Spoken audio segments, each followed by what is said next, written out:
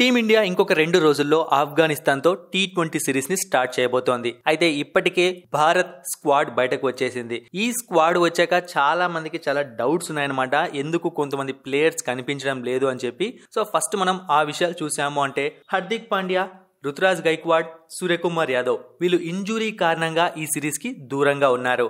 ఇక శ్రేయస్ అయ్యర్, మొహమ్మద్ సిరాజ్, బుమ్రా మరియు జడేజాకు రెస్ట్ ఇచ్చారు. ఈ విషయాన్ని టీమ్ మేనేజ్మెంట్ కన్ఫర్మ్ చేసింది. అయితే కేఎల్ రాహుల్ ని, దీపక్ చాహర్ ని డ్రాప్ చేసింది.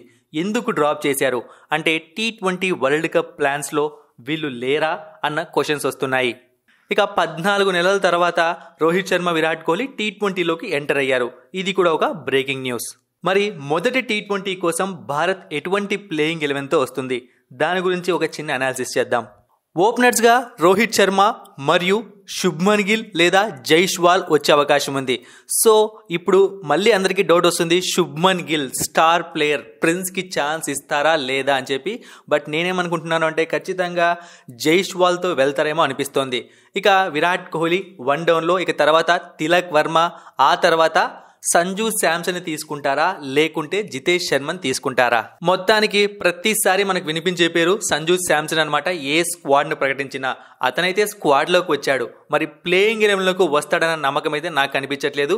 జితేష్ శర్మ పైనే నమ్మకం ఉంచుతారా అనిపిస్తోంది వికెట్ కీపింగ్ స్థానం కోసం.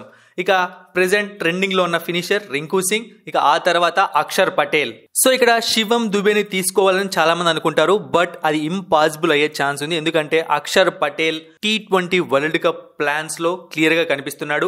ఇక తర్వాత కుల్దీప్ యాదవ్ స్పిన్నర్ రూపంలో ఉంటాడు. ఇక హర్షదీప్ సింగ్, ఇక తర్వాత ఆవేష్ ఖాన్ లేదా Ravi Bishnoi. So depends on conditions అనమాట. ఇండియాలో ఆడుతోంది కాబట్టి ఎక్కువ స్పిన్నర్స్ తో వెళ్ళాలనుకుంటే మాత్రం రవి బిష్నాయ్ టీంలో ఉంటాడు.